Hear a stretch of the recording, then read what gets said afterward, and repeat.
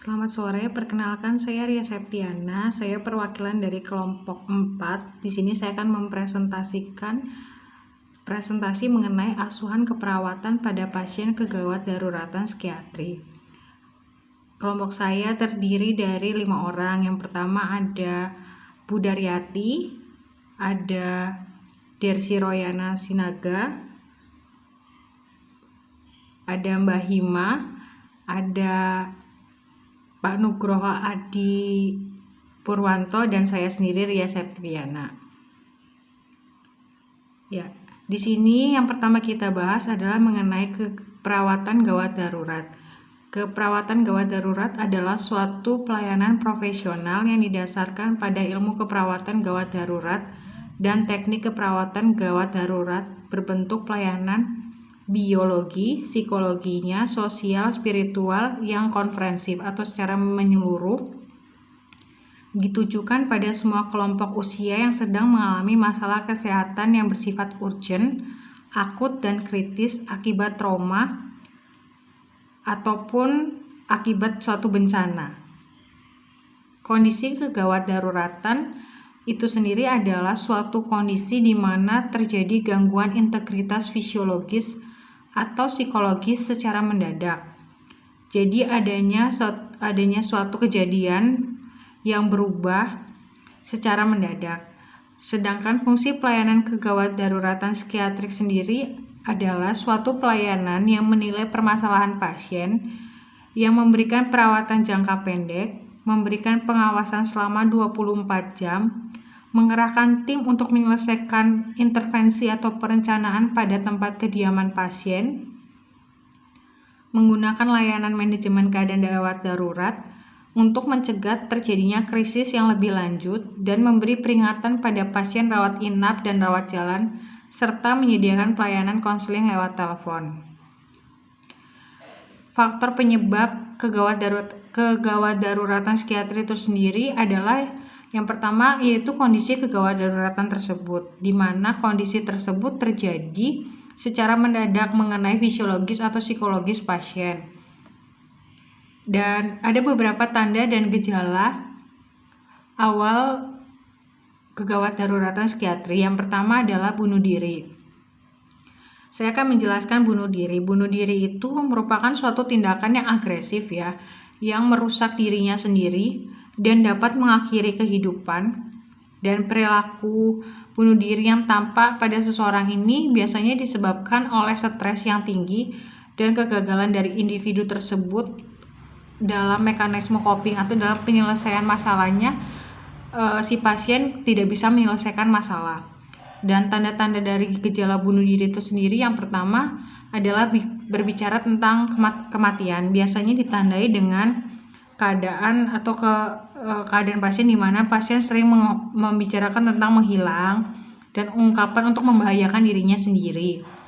Terus yang kedua yaitu baru saja kehilangan. Di sini pasien mengalami suatu kehilangan, yaitu berupa misalnya kematian dari orang terdekat atau tersayang, mengalami perceraian atau putus dengan pacar, atau kehilangan pekerjaan, dan semua yang mengarah pada percobaan bunuh diri atau bunuh diri. Dan kehilangan ini juga bisa ditandai dengan kehilangan keyakinan beragama ya, ataupun hilangnya ketertarikan pada seseorang atau aktivitas yang tadinya sangat disukai atau diminati tapi tidak menjadi enggan melakukan aktivitas tersebut.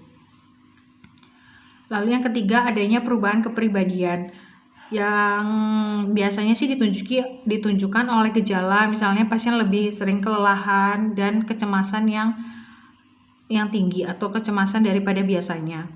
Lalu perubahan perilaku, di mana di sini perubahan perilakunya berupa kurangnya konsentrasi pasien dan juga pasien mengalami gagal fokus yang berlebihan. Lalu perubahan pola tidur, di sini bisa juga pasien mengalami insomnia atau susah tidur dan juga kelebihan tidur, bisa juga seperti itu ya.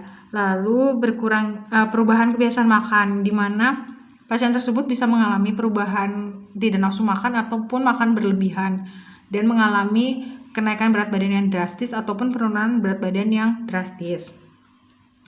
Lalu berkurangnya ketertarikan seksual, di mana biasanya ditandai dengan kalau laki-laki bisa impotensi, perempuan keterlambatan atau ketidakteraturan menstruasi atau haid.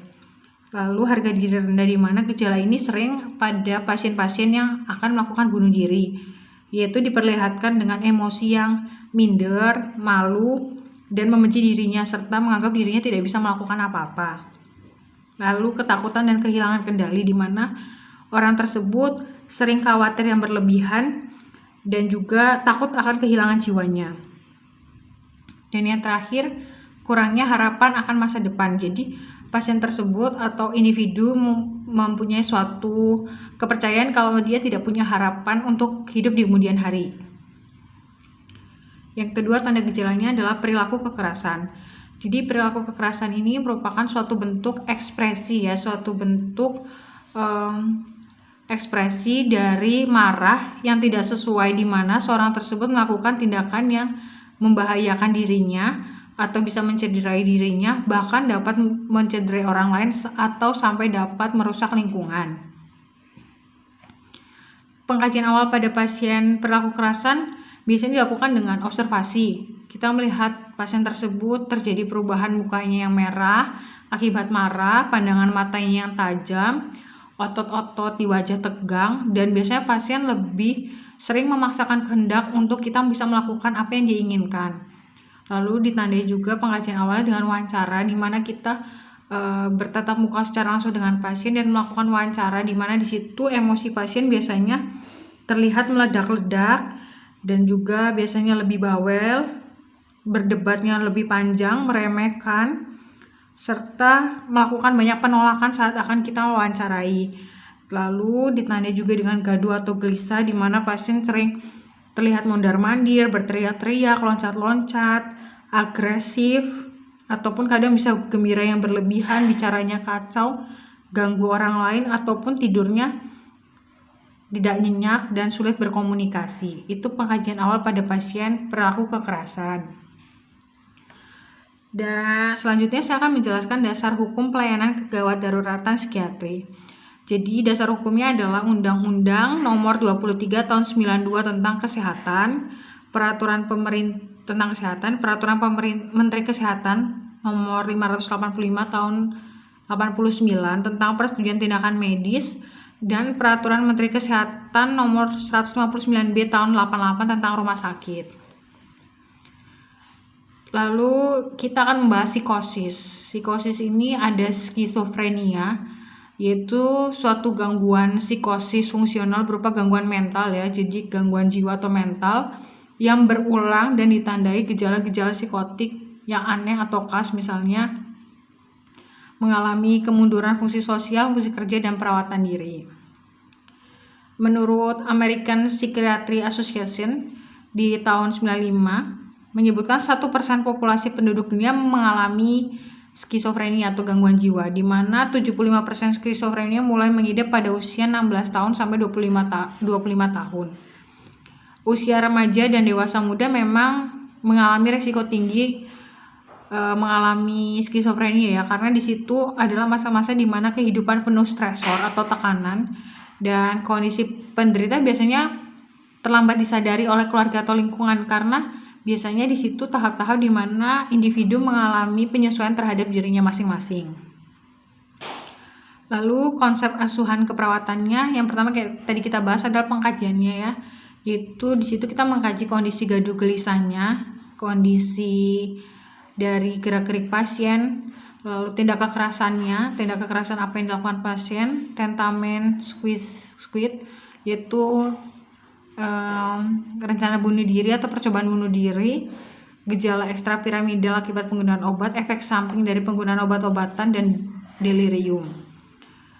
Lalu pertimbangan dalam penegakan diagnosis terapi, yaitu kita mempertimbangkan diagnosis dari pasien tersebut serta terapi apa yang akan diberikan atau sudah pernah didapatkan pasien selama pasien mengalami perawatan untuk skizofrenianya.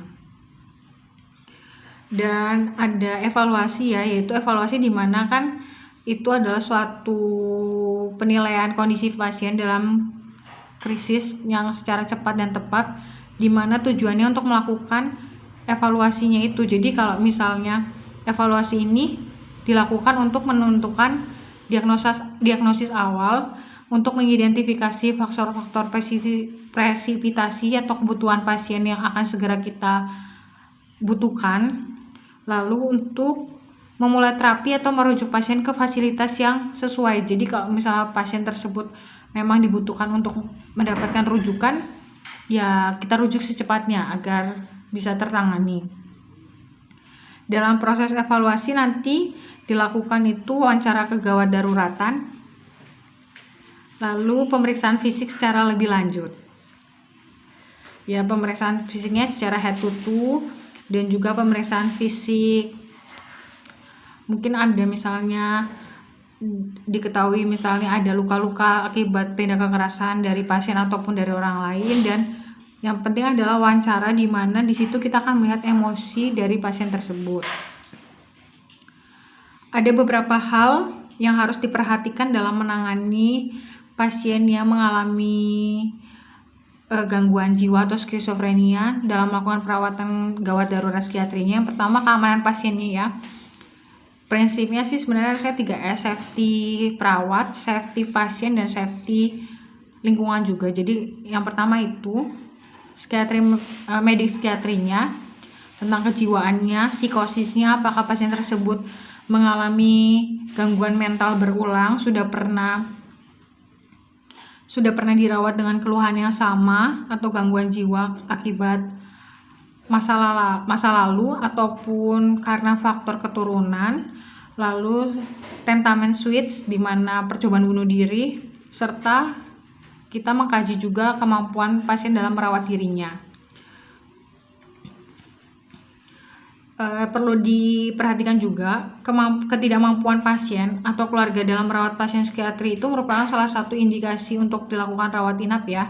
Jadi kalau pasien tersebut tidak bisa merawat dirinya ataupun keluarga nggak bisa merawat pasien tersebut, indikasi sekali pasien tersebut harus dilakukan rawat inap di rumah sakit. Terus indikasinya itu bisa juga karena pasien itu membahayakan dirinya. Jadi pasien-pasien yang perilaku kekerasan selain membahayakan orang lain, juga utamanya dia akan membahayakan dirinya karena akan bisa melakukan percobaan bunuh diri ataupun membakar rumah bisa terjadi. Dan dilakukan rawat inap juga itu karena misalnya di rumah itu tidak ada fasilitas yang memadai dan perlunya pemantauan lebih lanjut. Untuk dilakukan pemantauan lebih lanjut, misalnya dibutuhkan pemeriksaan diagnostik yang lebih lengkap, ataupun dilakukan untuk dirujuk ke rumah sakit yang lebih jauh fasilitasnya. Ya, sekian presentasi dari saya. Apabila ada kekurangan nanti bisa ditambahkan oleh ibu dosen ataupun bisa teman-teman beri masukan. Semoga apa yang saya sampaikan bisa bermanfaat. Saya perwakilan dari kelompok 4. Mohon maaf bila ada tutur kata ataupun bahasa saya yang kurang berkenan. Terima kasih atas waktunya. Selamat sore.